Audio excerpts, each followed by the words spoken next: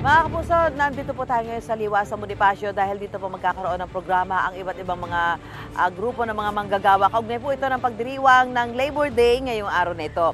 At sa likuran ko nga po makikita natin yung ilang mga kabataan na sasama po sa mga programang gagawin dito sa Liwasang Bonifacio. Ang target po nila ay makapagsimula ng mga alas 7:30 ng umaga para doon sa kanilang mga programa. Pero ngayon pa lang may mga dumadating na. Ito yung may dumating dito na isang truck.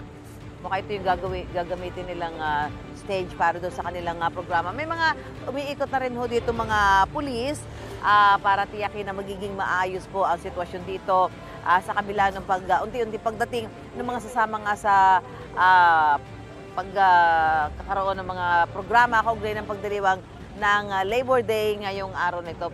Yung mga gagamitin ho ng mga magsasagawa ng programa, unti-unti na dumadating at nakikita na rin natin yung pagdating pa ng iba mga lalahok dito. So mamaya ho ay alamin natin dito sa mga grupo ng mga manggagawang ito, iba-ibang grupo, yung kanilang karaingan ba na magkaroon po ng dagdag na 200 pisong sahod sa arawang sahod ng mga manggagawa na umaabot sa 645 pesos. Yan, nakikita nyo, yun po yung sasakyan na gagamitin, parang stage, ano? Ando dyan na rin yung nakikita ko, parang meron na rin silang sound system.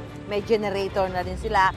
Dahil ang target nga nila, makapagsimula ng programa alas 7 o alas 7:30 ng umaga para po sa araw ng paggawa ngayong araw na ito. So mamaya po, ihatid namin sa inyo ang mga sitwasyon dito po sa Liwasang Bonifacio kaugnay ng unti-unti na mga pagdating ng mga taong sasama sa kanilang programa para sa pagdiriwang ng araw ng paggawa ngayon pong araw na ito. Back to studio po muna tayo. Gusto mo bang mauna sa mga balita?